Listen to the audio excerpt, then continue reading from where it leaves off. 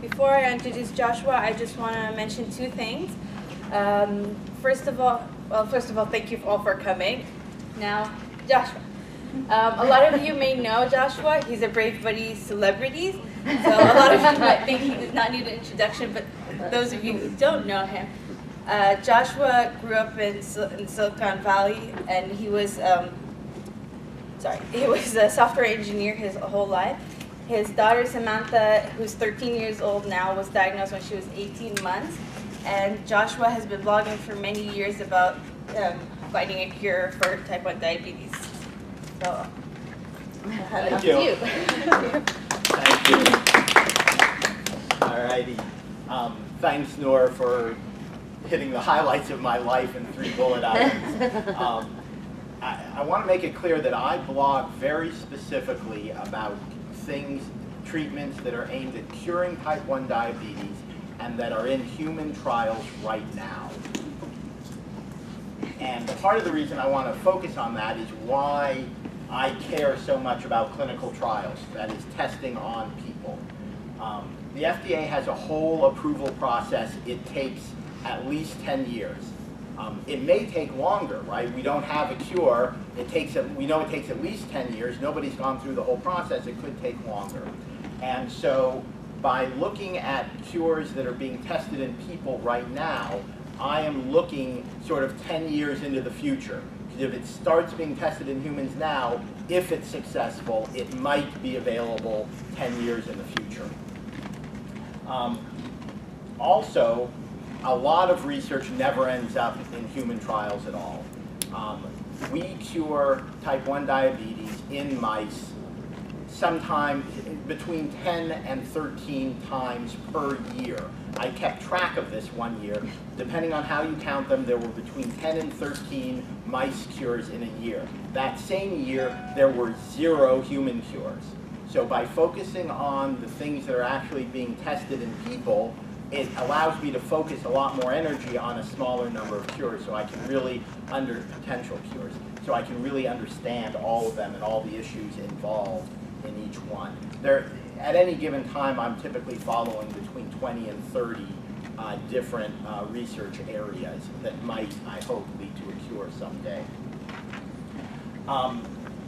Part of this talk is talking about how close we are to a cure on these various treatment paths. And in order to understand that, you need to understand how the FDA approves things. The FDA has a whole process for approval, starts at phase 1 trials, 2, and then 3, and then marketing approval. All 4 of these things together takes 10 years at least, and a given cure could fail at any one of those points. It's very unlikely that it would fail in marketing approval, of course, but a lot of cures that I track end up failing in phase 1 trials, or 2, occasionally even 3. 3, by law, you have to have 2 separate phase 3 trials. And each one of those has to be large, 300 people, typically. So that represents a huge amount of work.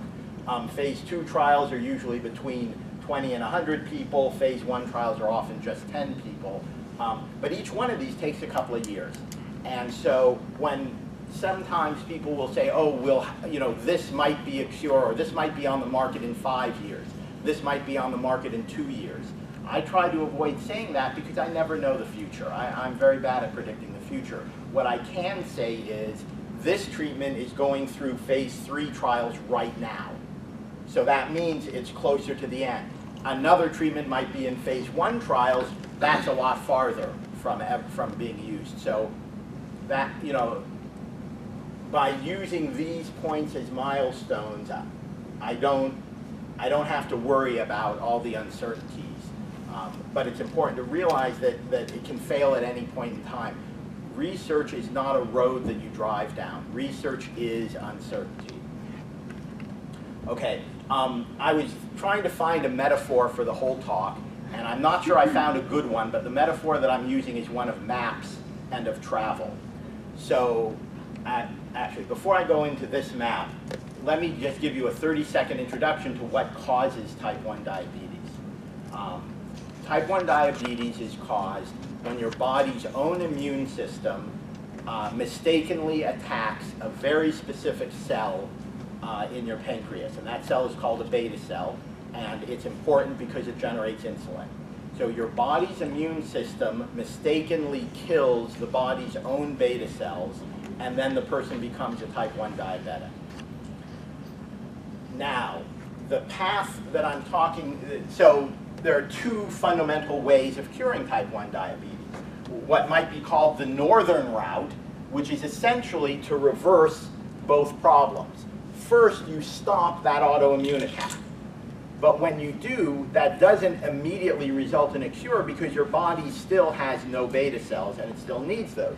So then, once you've stopped the autoimmune attack, you then go on and either regrow beta cells, or you don't have to regrow them because you're in your honeymoon. One thing I didn't say about coming down with type 1 diabetes is the body takes a little bit of time, several months, to actually kill off all the beta cells. And somewhere in the middle of that process, you're not generating enough insulin anymore, and you are actually diagnosed as type 1 diabetic. But before you're diagnosed, you've gone through several months of losing beta cells, and after you're diagnosed, you go through several months where the autoimmune attack is killing the last of your beta cells. That period is called the honeymoon. So if we could somehow stop the autoimmune attack during the honeymoon phase, that would be a relatively quick way to a cure. If we could stop it a little bit before the honeymoon, that would be even better. You'd have even more beta cells. But that's sort of one path to a cure. But the honeymoon only lasts a couple of months. After that, you have no beta cells at all. If we succeed in stopping the autoimmune attack after that point, then you need to actually regrow the beta cells that you already had. So then the cure becomes sort of this two-city tour in order to get to a final cure. The other way to cure type 1 diabetes, on this map, the southern route, is to replace beta cells with something that the autoimmune system cannot attack, or to put beta cells in a protected place in the body where, again, the autoimmune system cannot attack it. So these cures tend to be one step. And so if you can create beta cells or something that acts like a beta cell that can't be attacked by autoimmunity, then you've got the cure sort of in one step. Now I'm going to stop here for a moment and ask you to please ask questions while I'm speaking. This is complex stuff, and so if you've got any questions about this, please put up your hands right now so I can answer the questions. Yeah? I thought I'd read something years ago that they discovered that even for long time diabetics, they could regrow beta cells many years later if you could stop the autoimmune attack, but maybe it's too slow, or was that just not true? Everything you said is true, or at least believed by some people. So research is all about the unknown. So right now people believe that even long-term type 1 diabetics have a few beta cells still in their system.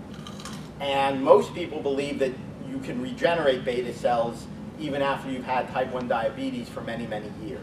But nobody knows how quickly they will regrow. So that road that says regrowing beta cells, that path might be really easy. It may be that your body wants to regrow beta cells, that all you have to do is wait around for a few days or a few weeks or a few years to regrow them. Or it may be that it's relatively easy for your body, if you inject a growth hormone, you can get the body to naturally regrow beta cells. Or it may be that your body just won't regrow beta cells and you need a transplant, or you need something else to help with that. That is one of the big uncertainties. And the reason that's an uncertainty is because we haven't cured autoimmunity, we don't know what would happen to a person after their autoimmunity is lifted, after their own immune system isn't attacking their own cells. Did that answer the question okay? Yes. Okay. Any other questions? Okay. Now, this map makes it look like everything is easy and obvious, right? This is the map that speakers use to explain what's going on. But in fact, this map is full of unknowns. That bit about the beta cells not knowing if they grow or don't grow, that's one of the unknowns. But the true map looks kind of like this. These trails down here refer to possible sort of one-step cures, ways that we could cure diabetes by replacing beta cells. The paths at the top are the ones that are different ways of stopping autoimmunity. You'll notice that none of those paths obviously get to a cure because we don't know. The research is about finding out which of these paths is going to lead us to a cure at some point in the future. So, you know, the previous map makes it look like all you have to do is travel long enough and we'll end up with a cure, and that's not true. The true map is a lot more like this, and we don't know which of these trails is going to lead us to a cure. So if you hear someone complaining, saying, oh, this will never work, we don't know. So now, I'm sorry, were there any questions about this slide in particular? Okay. Is it to scale? Is it to scale? As with everything else, the scale is unknown and would certainly be measured in years, maybe decades. That's the bad possibilities. It might take us a long time. Okay, this is the first specific cure I'm going to talk about. It's encapsulated beta cells.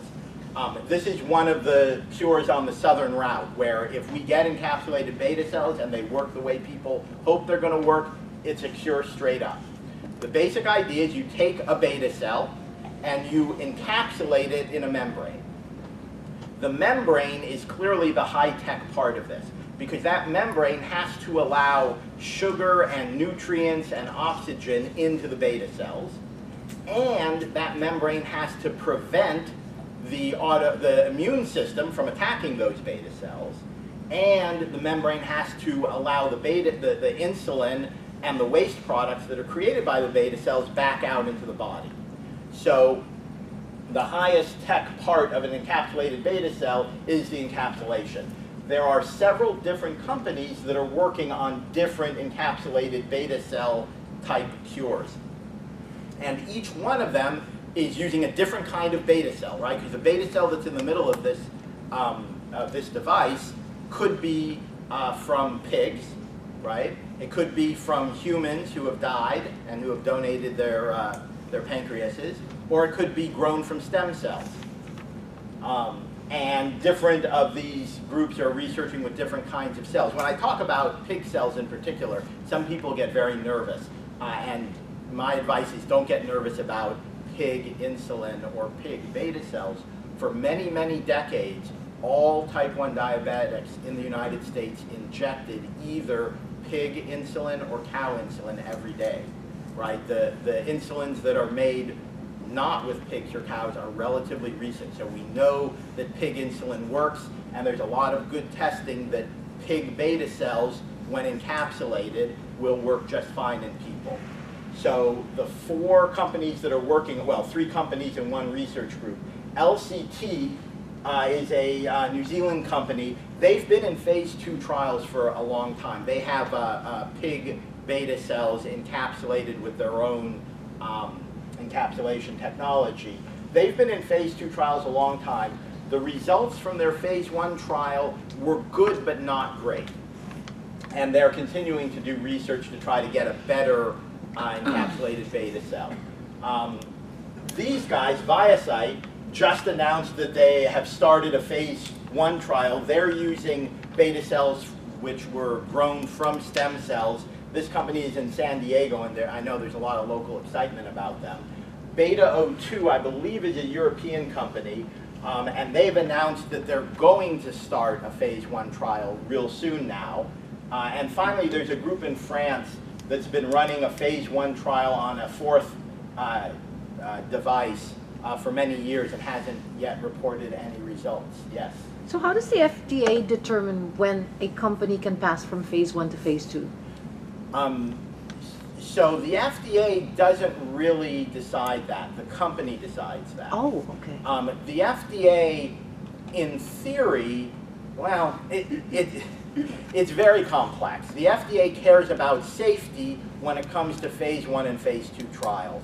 But if you've used a treatment in a phase 1 trial and there were no bad effects, the FDA will almost always allow you to go to phase 2. I don't remember any time when a drug that was found safe in phase 1 was prevented from going into phase 2. So the only difference between the two phases are just the size of the trials, is that right?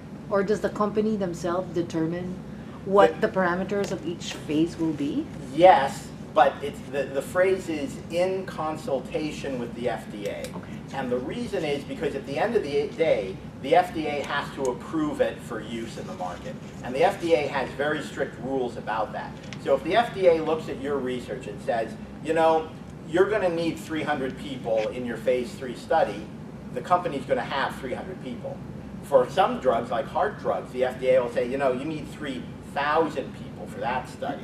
Then you can bet the company's going to do 3,000 people because otherwise it's a waste of time from their point of view. In my experience, the number for phase 3 trials for type 1 diabetes has always been 300 people. And you remember you need to have 2 phase 3 trials before it's approved. But companies have a lot of leeway in terms of phase 1 and phase 2 trials, and the numbers range a lot bigger. Thank you. Yeah? Can you describe the difference between phase 1, phase 2, phase 3? The main difference, so what are the difference between the different phases? That's a big subject, and I don't want to spend a lot of time on it, but the simplest difference is size. Phase 1 trials are usually about 10 people. Phase 2 is usually 20 to 80, maybe up to 120. Phase 3 is usually 300. All those numbers are for type 1 diabetes trials specifically. These companies and researchers that are in these phase 1 and 2, are they actually working with humans or are these animals? And no, these are all humans. Everything, almost everything I'm going to talk about is on humans. If it's done on animals, it's called a preclinical trial. So if you see the term preclinical, that means animals. If you see the term clinical trial or phased trial, those are always human trials. Yeah? Isn't it true that phase 1 is usually safety-based or? Sort of. So the FDA requires it for safety. What I've noticed is that for type 1 diabetes, the researchers almost always measure both safety and effectiveness even in phase 1 trials because they don't want to waste their money on a phase 2 trial if it's not effective.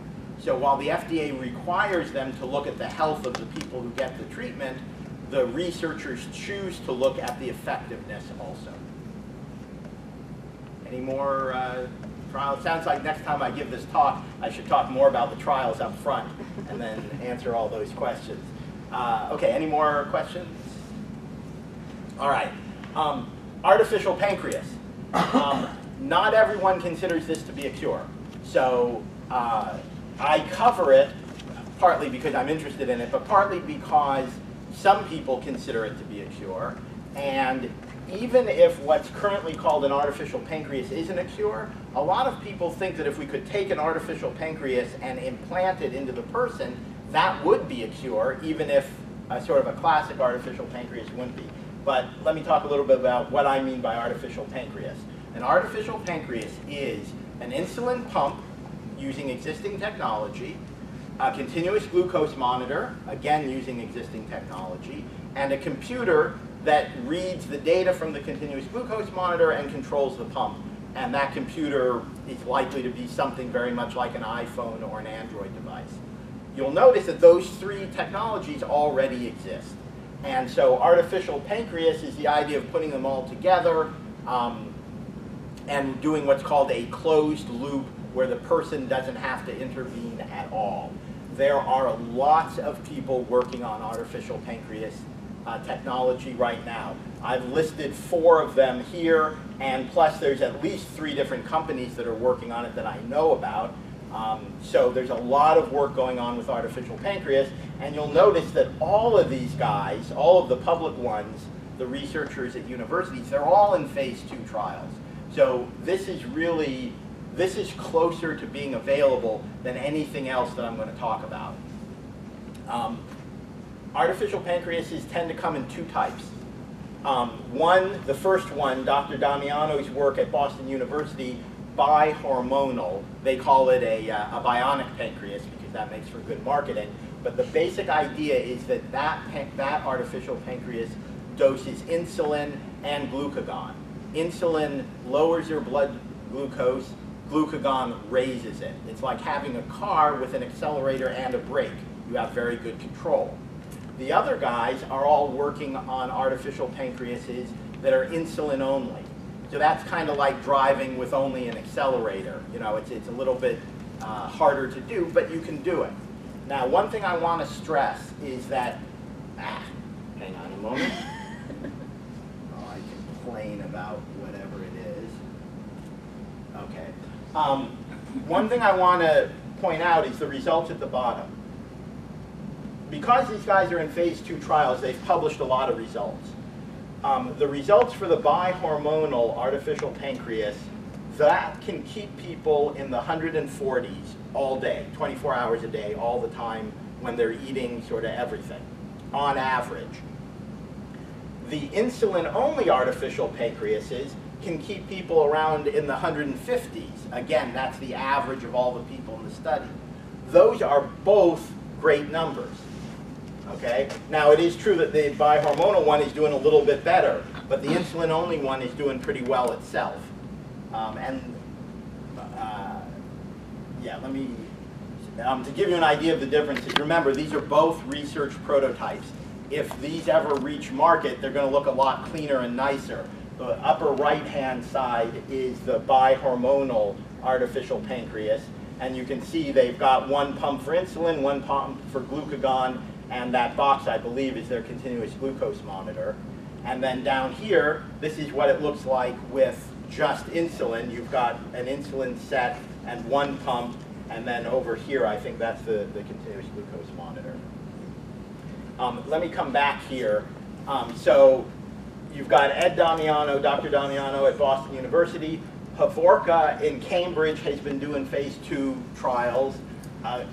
University of Virginia has one. These were, I think, the earliest guys to use an iPhone. LogicMD is a sort of consortium of like 4 different groups of researchers in 4 different countries. That's, what I'm trying to get across here is that the groups involved here are large. And that means it's closer to being ready than if just 1 or 2 researchers were working on it. Are there any questions about this? So a lot of these companies have been playing around this area for a long time. Do you think they might buy some of these people, or do you think they're doing their own stuff, or how aggressive are they being? It's very hard to tell. Medical device companies in the United States have a lot of restrictions about what they can say and what they can talk about. And in fact, they are not allowed to publicize certain things. So for all of those reasons, I know a lot less about what the commercial companies are doing, okay? But I will say that Medtronic is already in the market with a device that does one function of an artificial pancreas. It doesn't do the whole thing, but it will shut itself off if there's too much insulin on board already.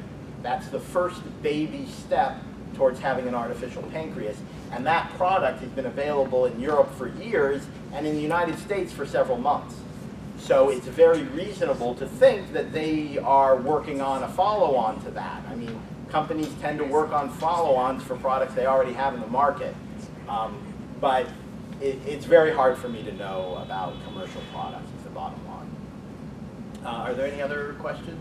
Yeah? Well, I think one thing to know about most of the artificial pancreases is that they're not full, many of them aren't full closed loop. They're what they call a hybrid closed loop, where a person still has to bolus for meals.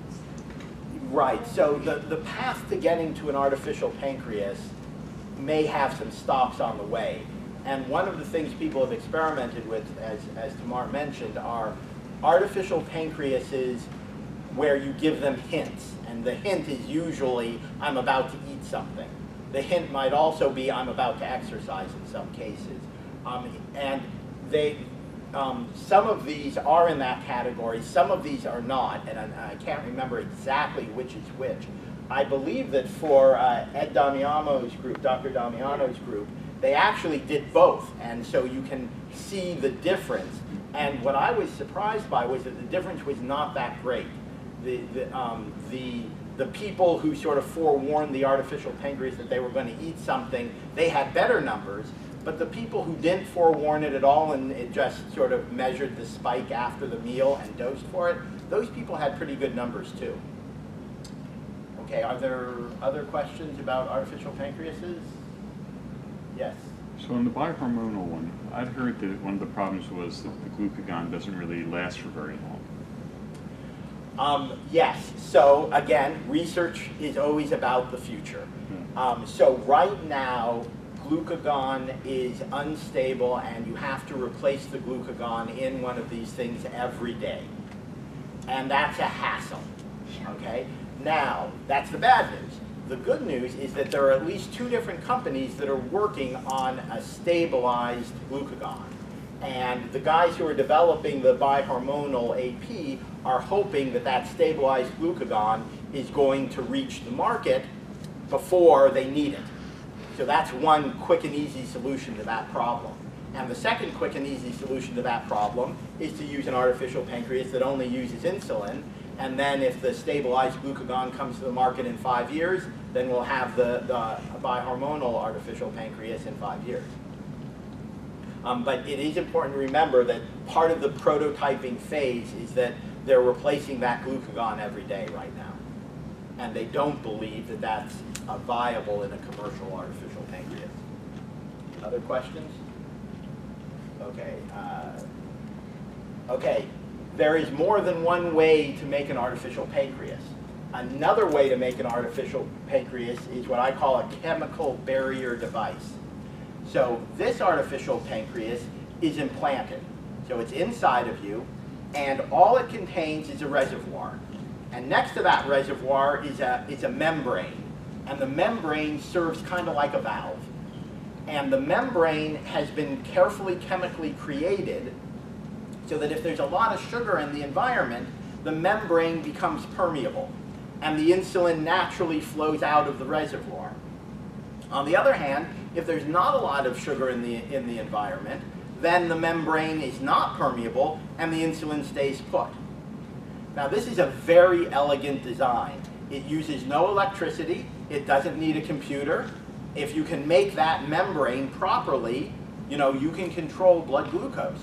And you can do it for a long time because you don't have any electronics. Unfortunately, nobody is testing this in people right now. This is one of the few things I'm going to talk about that hasn't been tested in people. However, there is one team in the UK that's working on this, and I'm hopeful that sometime they will start clinical trials. They haven't announced any start date, so I suspect that they're years away from starting such a thing. But it's another approach to artificial pancreases. It's a material science-based approach rather than a mechanical and electronic device-based approach. Now, if you take that idea sort of one step further, you have what's called self-dosing insulin. And the most I'm sorry, are there any questions about the chemical barrier one before I move on? Okay. Self-dosing insulin. It's a similar idea. You take insulin and you sort of chemically bind it so that it just sits there. But the chemical binding is sensitive to the amount of sugar in the environment. So if there's more sugar in the environment, the binder dissolves and the insulin goes out into the system and works. Similarly, if you put it into a person and that person's blood glucose level is very low, the binding stays put and the insulin has no effect on them.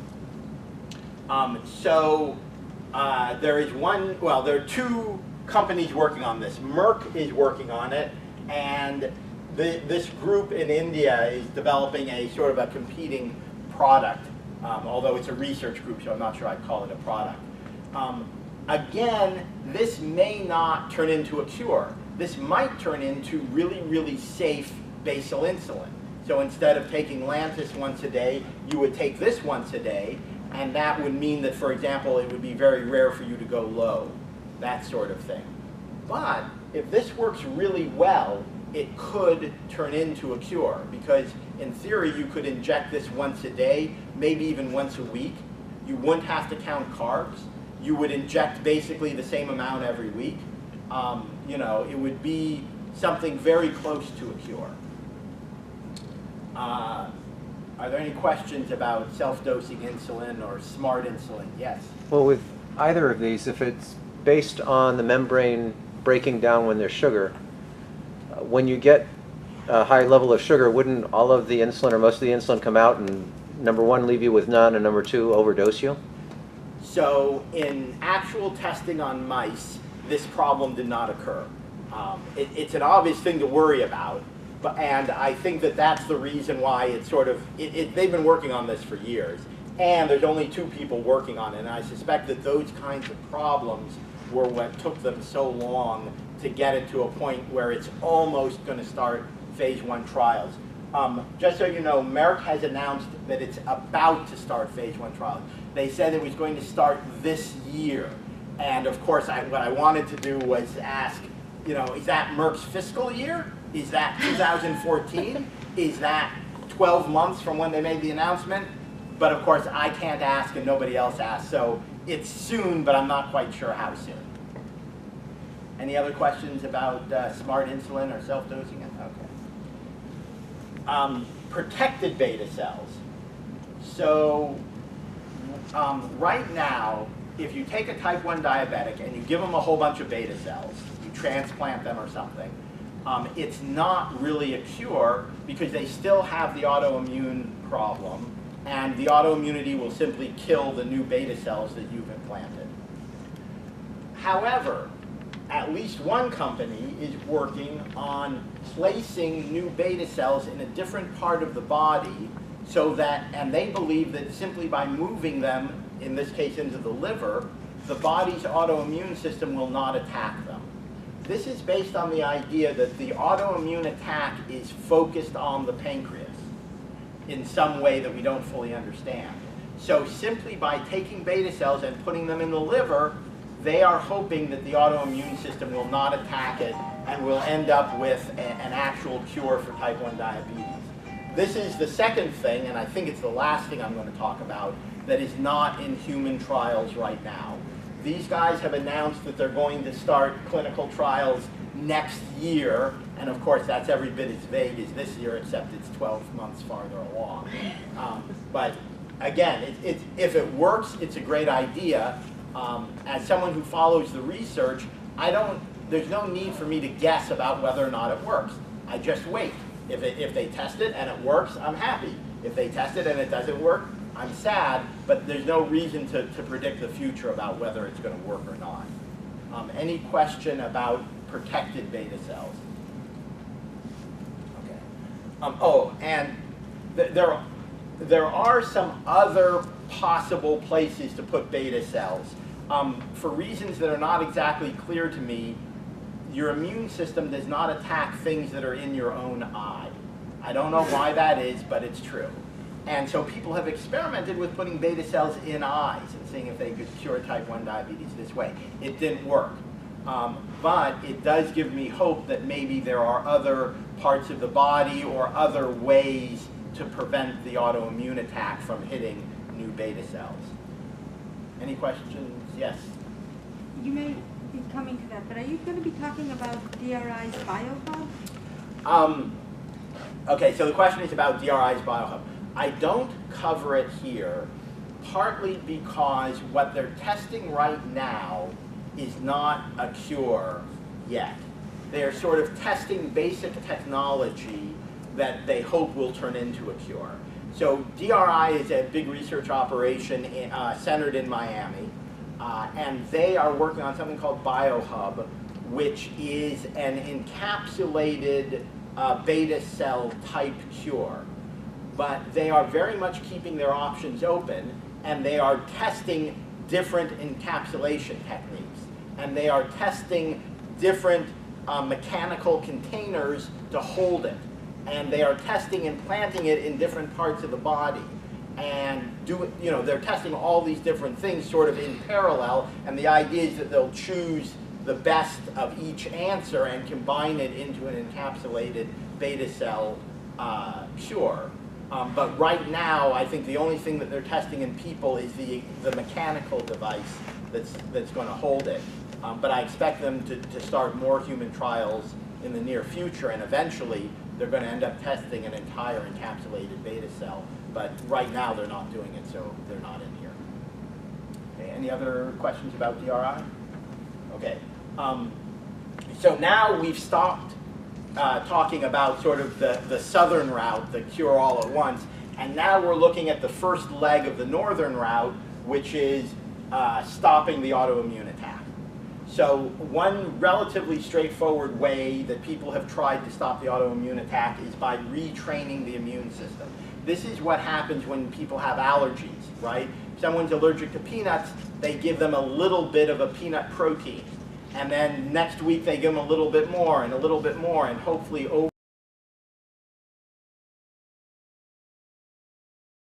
the years, the body gets used to the protein, to the peanut protein, and stops reacting to the peanut. So the idea here is that you would teach the immune system not to attack beta cells. And we know that this works for allergies, so many researchers have tried it for type 1 diabetes. It's obviously a lot harder for type 1 diabetes. For one thing, your body's immune system is attacking 5 different proteins or 5 different parts of a beta cell. So presumably, to train the immune system not to attack, we might need to do it 5 different ways. And so far, people have only been trying one at a time. One of those things that the autoimmune system attacks is insulin itself. And I should say insulin in the context of a beta cell. Type 1 diabetes is not an allergy to insulin. However, it is, or at least part of it, is an immune reaction to the insulin that's in beta cells. So, some people are trying to give insulin to people who are in the honeymoon phase or maybe before the honeymoon phase in the hopes that they will not come down with type 1 diabetes, or that it'll get better over time, or that they'll be able to retrain the immune system not to attack it.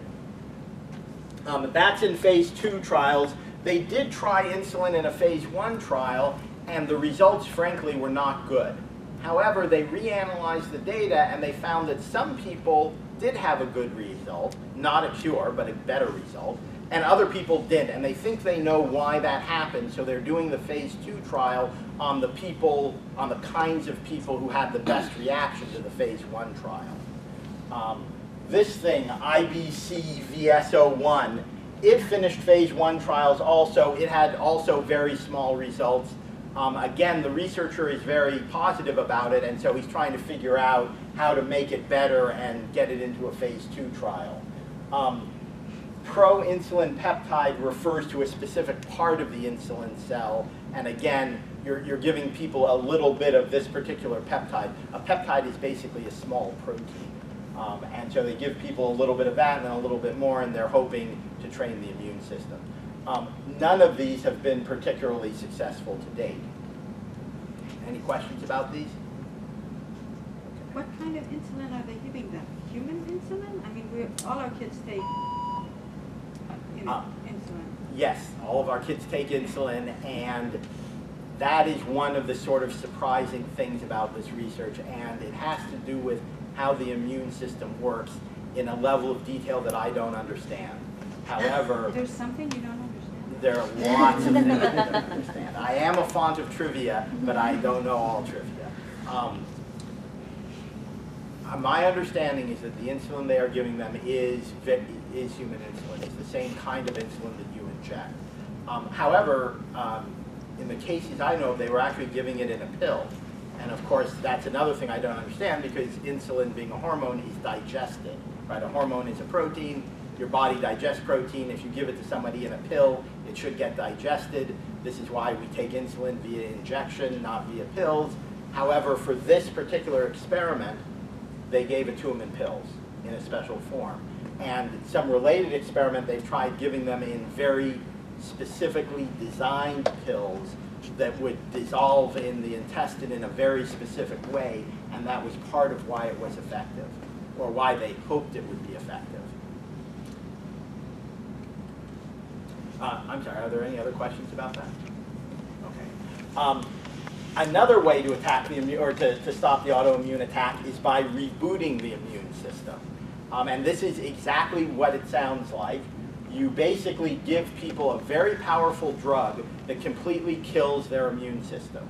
And this is very dangerous. And these people are in a hospital isolation ward when you do this. You then give them 2 more drugs, which essentially causes their body to regrow a new immune system. And the new immune system doesn't auto-attack. It doesn't attack its own beta cells. So you're essentially rebooted the body's immune system. The result, this has been done by 3 different groups, right? One group in Brazil, one group in Poland, one group in China. They all got very good results. These people, in some cases, they were followed for 5 years and they didn't have to inject insulin for any of those 5 years. Not everyone, by the way, had a result that good, but a lot of people did. And some of the people who didn't have the result of sort of not needing to inject for 5 years, they didn't have to inject for maybe 3 years or 4 years. I mean, overall, it was a very strong, good result. The downside is buried somewhere here, which is that because you are completely destroying the person's immune system, there is a chance of death from this. I talked to one of the researchers who did this, and he said that his estimate, when he told his patients, was that there was a 1% chance of dying from this. From that point of view, it's way too dangerous to be considered a cure by my standards. But the results are the strongest we've seen. Also, by my count, something around 70 people have gotten this treatment. None of them have died. So it's possible that this 1% is a little high. You know, maybe it's only 1/2 of 1%. But from my point of view, even 1 in 200 is too great a number, much too great a number. But it does show the possibility of curing type 1 diabetes by manipulating the immune system. Yes? So is this like a bone marrow transplant? It's in some ways like, it's not actually a bone marrow transplant, but it's in some ways similar. One of the drugs that they give people is a drug that is specifically designed to cause the body to generate more cells that are specific to the immune system. So and like, you know, bone marrow transplants have the same, you have to be in a sterile environment. This has that same thing. So the death, the cause of death would be as a result of not having the immune system, or would it be because of the drugs that they're using to kill the immune system? Well, remembering that no one actually died, the risk of death, yes, is from the loss of your immune system. Yeah. So when they were doing this test, were they able to determine if the beta cells regrow, or did they just do it with people in honeymoon? Oh, no, they only did it with people in the honeymoon. And in fact, they found they got better results when people were earlier in the honeymoon. So the people who got treated within 6 months of diagnosis, within 6 weeks of diagnosis, had the best results. It was interesting. The first group to do it was in Brazil, and they didn't publish that, or they published a little bit of that data, but the guys in China really focused on that, and they found that the people who were treated earlier had much better results. Yeah. Do we really think we can totally believe the China data? Yeah. But especially China, they've had some research results that have been retracted recently. Right. So, okay. The first results were published were based on the Brazil research, and they were published in sort of standard American medical journals. And similarly, the Polish results have been published in sort of very normal standard journals. So there's no reason to focus on the fact that one of the sites was in China. So you say that people often go for years, but it doesn't sound like a permanent result. I mean, do you have to get this done again after 5 years or 10 years? I guess I don't know. The answer is that I don't know. The published results for the longest group of people were for 5 years. Some of the people had never injected insulin for all of those 5 years. That was the longest term follow-up I've seen. After that, I don't know. Yeah. I'm very surprised by this. This sounds like a cure. So is anybody in the U.S., any group working on this? And why not, I guess? It does sound like a cure. Yes, it does. The answer is that the Brazil group that sort of pioneered this was working off some theoretical work that had been done in the United States by a guy named Burt. If you hear somebody talk about Dr. Burt's work, that's this work. So the theoretical work was done in the U.S., or part of it at least was done. I don't believe anybody's following it up in the U.S. I believe that if you told people that their children have a 1% chance of dying in this clinical trial, you will have a lot of trouble recruiting anyone for such a trial. Especially at the honeymoon phase. Right, yeah, especially in the honeymoon phase. Remember, you're asking people who have been diagnosed within 6 weeks for this kind of thing. So, I mean, I don't know of any work in the U.S., and I think it's unlikely that there will be work in the U.S. unless they can find a kindler, gentler version of this. They find less toxic drugs, or they find a way to do something similar without completely shutting down your immune system. Any other questions about this? Okay. Blocking the immune system. This is sort of the simplest approach. You know, the immune system is attacking the wrong cell. If you can block that attack, you can stop the autoimmune attack. The problem with this is that the immune system is very important. You can't live without it. So you want that blocking feature to be very specific. As you know, the more specific, the better. There are a lot of researchers who in the past and right now are trying to block different parts of the immune system. One of the things that I'm not going to tell you is how the immune system works. And the reason I'm not going to do that is because it's really complex. And there are like 20 different cells. And each one of those cells has different types, and they have little names. CD3 is one type, CD4 is another type, CD127 plus is another type. It goes on and on. But because there's so many different cells, you can attack each one of them. And different researchers have tried that. So this drug here, rituximab, attacks what's called the CD20 cell. I'm not sure, I mean, BCG, I believe, goes after the CD8 cell. Every one of these drugs goes after a different part of the immune system. Every one of these researchers is trying to find something that will block the bad autoimmune attack a lot more than it blocks the immune system in general. Some of these are in phase 1, some of them are in phase 2.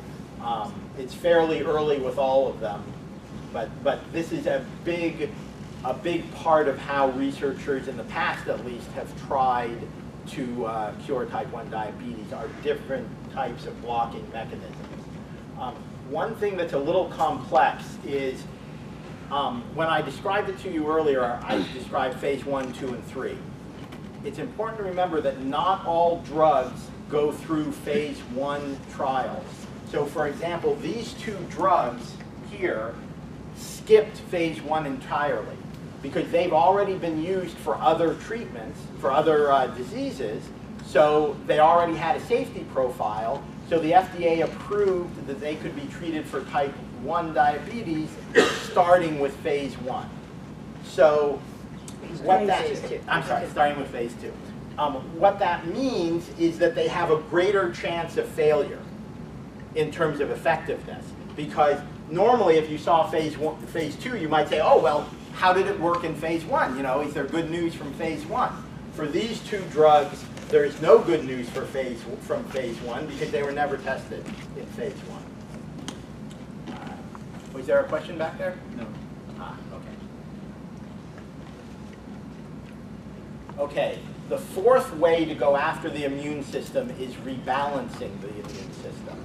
Now, I described all that, you know, the immune system is real big and complex. Part of that complexity is that the immune system knows that it's going to generate bad cells, cells that attack itself. So to counteract that, it also generates what's called regulatory cells. These are parts of the immune system whose job it is to stop other cells in the immune system that are malfunctioning, that are attacking the wrong cells. So you can view it as sort of a balancing act. You want to have enough regulatory cells to counteract the broken cells that are attacking your own beta cells. So some researchers view type 1 diabetes as being that this balancing act is out of whack. Either the body is generating too many bad cells, or maybe it has too few regulatory cells. So what these two groups here are trying to do is put in more regulatory autoimmune cells. Now this could be a lot safer than the other system, right? Blocking cells hurts your immune system, but adding more regulatory cells may just be all good.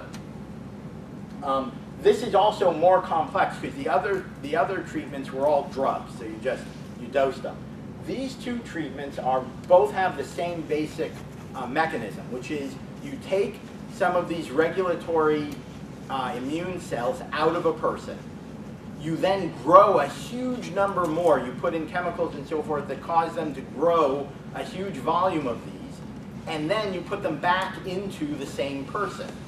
So you don't have any problem with rejection and you don't have any problems with transmitting diseases because you're taking cells out of one person, putting them into the same person.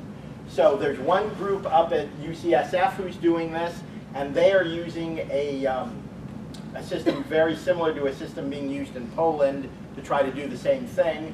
And they are sort of focusing on growing up one kind of regulatory immune cell. And then Diovax is a company in San Diego, and they are trying to start a phase 1 trial for growing a different kind of regulatory cell. And the results from UCSF and Poland, actually, they both got very similar results, were actually quite strong for a phase 1 trial. This was all done during the honeymoon phase, and the people basically had to inject less insulin after this trial.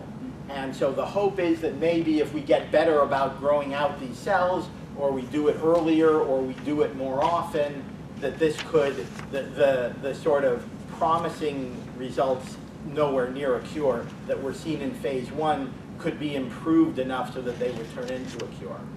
Or I shouldn't say turn into a cure, turn into a successful way to stop the autoimmune attack. We would still then need to regrow the beta cells. Okay, we're getting near the end. There's only 2 more slides left. One of them is this one, which are autoinflammatories. This is actually based on a different theory about what causes type 1 diabetes. So the normal theory is what I explained up front. Your immune system attacks its own beta cells and kills them. Another theory is that the immune system does something that's broken in your pancreas, and that causes inflammation. And it's the inflammation which then ends up killing the beta cells. So if you could stop the inflammation, you could stop the symptoms of type 1 diabetes. Because sure, the immune system would still be broken, but because you repressed the inflammation, the beta cells continue to live, and the body and the person never actually developed type 1 diabetes. There are actually several drugs that have been tested based on this theory. The one that's gotten the farthest through is this one. I'm not even going to try to pronounce its name. Everyone calls it AAT. So AAT has been through phase 1 trials, and the official results from the phase 1 trials were not very strong. They saw very, very small results. However, some of the researchers involved have also, or not the researchers themselves, but other people have given the drugs to people who have type 1 diabetes in an off-label use. So these people were not part of an organized trial, and they could do that because of certain American laws that allow them to do that. But the results is that in these sort of off-label uses, they have reported a very strong result. And so I'm not actually sure what to make of this. The official results from phase 1 are very, very small. the anecdotal reports from some people who got it off-label are much stronger. The good news is that it doesn't matter which one was right, because these guys have already started a phase 2 trial, and if the phase 2 trial has results similar to the anecdotal reports, that's going to be great news, because that means that these people are very close to having something that would cure people in the honeymoon in the honeymoon phase. On the other hand, if the phase 2 results tend to look like their previous phase 1 results, it probably won't move forward any, because the phase 1 results were not particularly interesting. Any questions about inflammatories? Inflammatories, by the way, or I should say anti-inflammatories, is a huge class of drugs. So AAT is the one that's gotten the farthest in terms of testing in type 1 diabetes. But there are dozens, if not hundreds, of these drugs out there. And if it turns out that this is the mechanism behind type 1 diabetes, people will be testing a lot of these anti-inflammatories to see if they've worked. And they have tested some in the past. Aspirin, for example, is an anti-inflammatory that's very common. And people have looked at giving aspirin to people who have type 1 diabetes, and it doesn't seem to have any effect. But perhaps we need a stronger anti-inflammatory or a different anti-inflammatory. Yes? Alpha-1 is the one that's actually produced in the body. Yes, this drug, alpha-1 antitrypsin, is a naturally occurring chemical in the body, and the drug is already approved and on the market for people who don't make it themselves or who don't make enough of it. And people used to think this was a very rare disease, but they're now finding out that it's a little more common than they thought. But in any case, the drug's approved for that treatment. And that's why they were able to give it to other people, because it's out there in the market. People can write prescriptions for it. Yes? So are these drugs being tested? Is there any relation between them and the anti-inflammatory drugs that are currently on the market for, let's say, rheumatoid arthritis, which is also an autoimmune disease? Right. The answer is AAT is very different than all the ones that are used for treating rheumatoid arthritis and that sort of thing. Some of the drugs used to treat rheumatoid arthritis have been used to try to treat type 1 diabetes also. In general, they haven't been successful, which is why I'm not listing them here. Other questions? Okay. Finally is the miscellaneous category. Some drugs, we don't know why they work, but they seem to work, so they get tested in people. And Gleevec is a great example. Gleevec is a cancer drug. It's supposed to be a very a breakthrough cancer drug. There is no obvious reason why it should cure type 1 diabetes, or at least no reason that I can understand myself. But someone gave it to mice who have type 1 diabetes, and it cured them. So, based on good results in mice, people are testing it on people. And that research is actually being done up in San Francisco also. And that's another one. Gleevec never went through a phase 1 trial for type 1 diabetes. Because it's used in cancer, it skipped straight to a phase 2 trial. This one here, the stem cell educator, is another one that's really sort of in its own category. In this case, the researchers take stem cells and they, in a sense, put the stem cells next to the person's blood. And there's a membrane between them, so they don't actually mix. But the membrane allows certain proteins to go back and forth between them. And blood that has been exposed to stem cells in this way is then put back into the person, the same person who donated the blood. So again, you don't have to worry about, getting something from somebody else. However, the researchers believe that one of the proteins or some other chemical given off by stem cells affects something in the person's blood that will then cause type 1 diabetes to be not so bad, or possibly to cure it in the future. If I'm being a little vague here, I'm sorry. This is one of the things that I don't understand why it works. However, the results were very strong. When they gave this treatment to people who had had type 1 diabetes for 5 years, they needed to inject insulin some of them 20% less insulin, some 30%, some 50%. I mean, so there was a very strong result in terms of needing less insulin. So and this was in a phase 1 trial. There were about 50 people involved. It was a large phase 1 trial. So again, the hope is maybe if we treat people more often, or maybe we treat people earlier, or maybe we learn how to treat them better, that something in the stem cells can be used to educate the body's immune system such that we can cure type 1 diabetes. The umbilical cord is sort of a similar idea. These studies were for people who did cord blood banking when their child was born. And they then put the cord blood back into the child after they were diagnosed with type 1 diabetes. This was being done in Florida. The results from phase 1 were pretty small, but they've started a phase 2 trial, and we'll see the results from that. And then finally, leptin. Leptin is another naturally occurring chemical, and again, I'm a little embarrassed, but I do not understand why the researchers think that leptin will cure type 1 diabetes, but they do, and they have started a phase 1 trial to see if it works, and hopefully we'll hear about it in a couple of years. Leptin is, like I said, it's a naturally occurring chemical. It's used for a lot of different reasons, and so it's relatively safe and easy to work with. So the researchers don't lose anything by testing it. Any other questions? Okay. These are my favorite references. I'll leave them up so you can write them down if you want to. This is the end of the talk. The first one is my blog.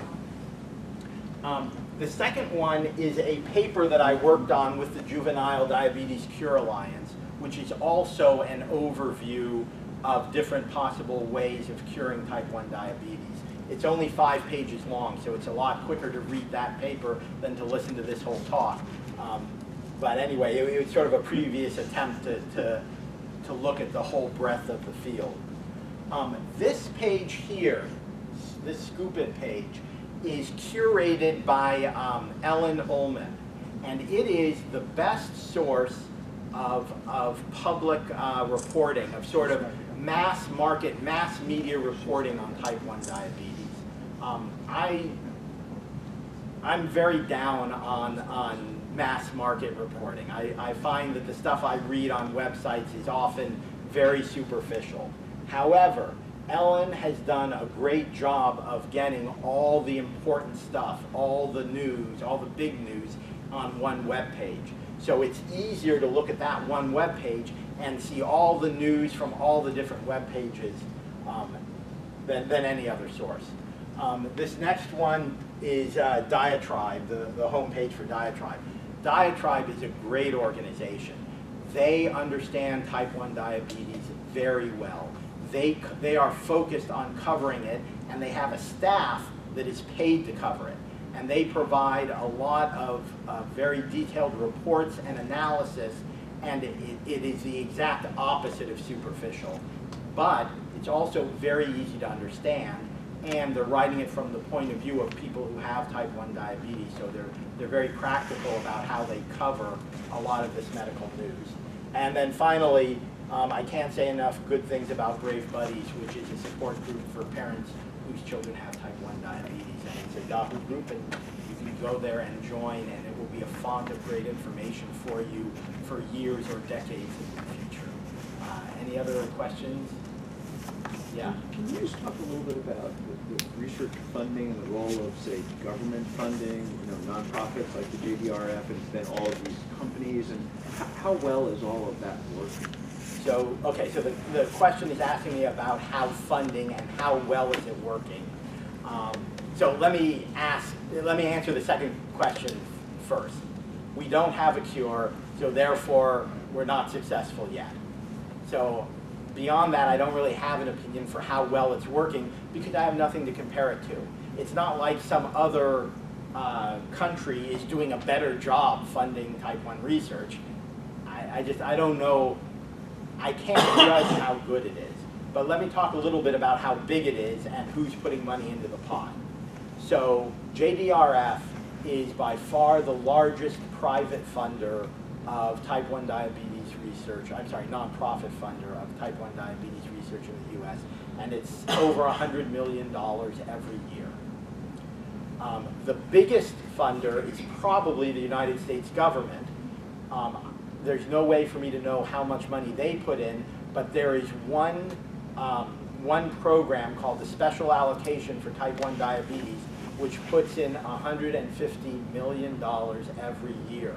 What that means is that if you guys get email from anyone saying the special allocation is going to be voted on, please write your congressman, please do write your congressman. That's a lot of money that's going into research. I can't even guess the different companies how much money they are putting stuff into. It's clear that Medtronic and Animas and Dexcom and I assume Tandem are putting in fairly big bucks because, you know, Medtronic already has a little bit of an artificial pancreas in the market, and therefore those other companies need to keep up or they're going to be left behind, and they know that, and that's their business. Did you have something more specific about funding that you wanted to know? Well, no, I mean, it's just, you know, you hear classically about, okay, the government seeds the basic research and then sort of companies pick it up, and it just seems like there's such a stew right now that there needs to be a combination of a lot of still very, very basic research going on at the same time as all these commercial paths. Yeah, so the question was about who funds the different phases and the early exploratory work versus the later stuff when you're actually trying to get a product into market. So classically, yes, you know, there was the government and JDRF at the beginning of the process, and there were commercial companies at the end of the process. JDRF was one of the first nonprofits to really look at the gap between those two and try to fund into that gap.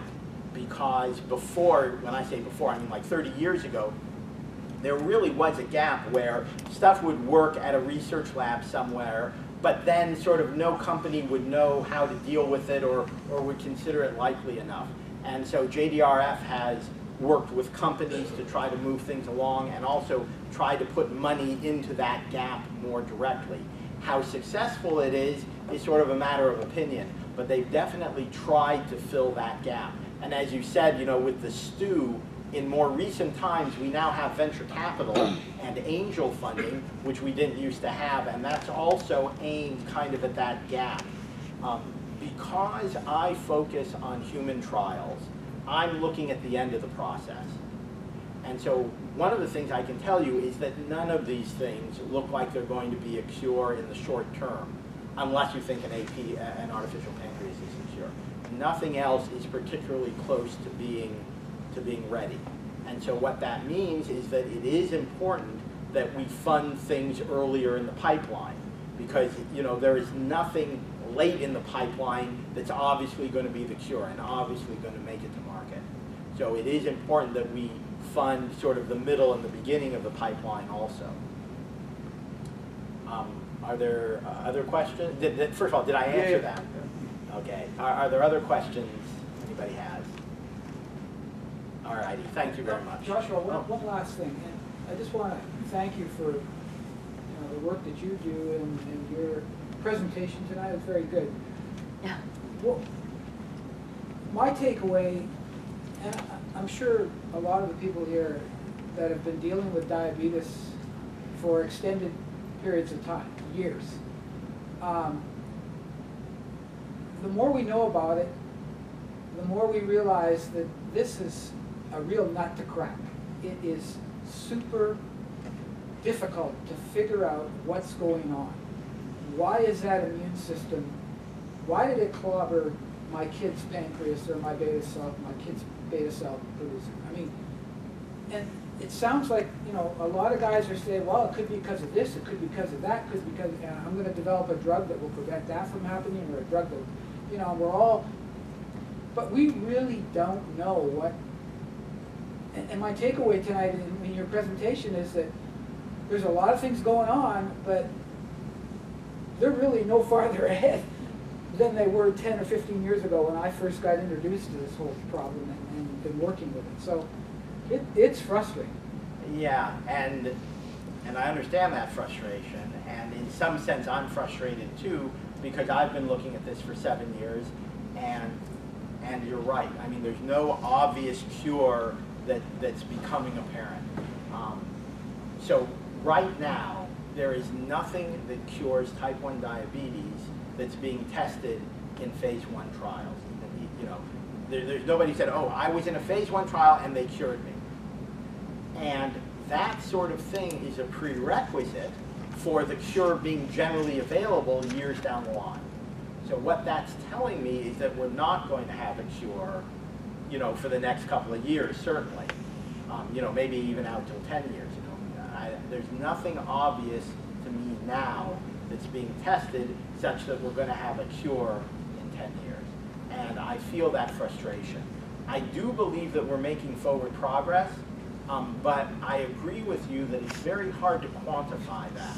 And it's very hard to say when it comes to cure research. You know, when it comes to devices, here's your proof that we make progress, right? That's an insulin pump. It's an insulin pump from a long time ago. Now we made big progress on insulin pumps. Hey, we have insulin. Yeah, I mean, Yeah. you're right. 100 years ago, no insulin. These are big forward progress in the treatment of type 1 diabetes. But in terms of curing it, I got to say that I agree with you that the forward progress that's being made is at sort of a basic research level and hasn't crystallized into something that's clearly going to be a cure. You know, even, you know, that I could say, oh, in 5 years, you know, that's going to be a cure after they do 5 more years of research. There's nothing like that out there that I see right now. And yeah, it's frustrating. I'd like to comment on that. And I think that that's one of the things that we need to be looking at, is that there's current stuff that's going on. We use the Night Scout. Right. Okay? That's a help. Okay. Ed Damiano, you talked about that. That's not a cure. What that is a bridge. And to me, that's something that I can do for my child now. And that's why I'm supporting that a lot. Because the cure is 20 years away. You know, as you say, 10 minimum, but we don't have anything on the horizon, so let's give it another, you know, 10 after that. So my son, at that point, will be 32 years old. The cure is not really relevant to my son. I mean, I want to participate and help work towards a cure for his kids, if you want to go that way. But I think that one of the things that I'm looking at very closely is that this is a bridge. And this is going to make my son's life a lot better. Not maybe today, but in 2 or 3 years. I mean, Ed's on a path for 3 years. You know, you commented on the glucagon. Well, evidently, from what I understand, he has got the FDA to have the long-lasting glucagon tested in his pumps while he's testing his pumps, which will move that along a little fast. So I'm very big on supporting that and supporting Ed Damiano because it's something that will affect my son's life. Yeah, I think that there are a lot. So this talk has focused on cure research, right, mostly, and there are a lot of things like the artificial pancreas that really will make a huge improvement on the day-to-day life of people. And I don't want to I don't want to downplay that, but in a sense, there are a lot of talks about that, and you know, this one focused on a different area. But I agree with you that yeah, I agree with you that there's a lot more progress being made more quickly in better treatments, and the cure, as we said before, seems to be a very tough nut to crack, much tougher than anyone could have guessed. All righty, are there any other questions? I'm happy to answer questions. All righty, thank you very much.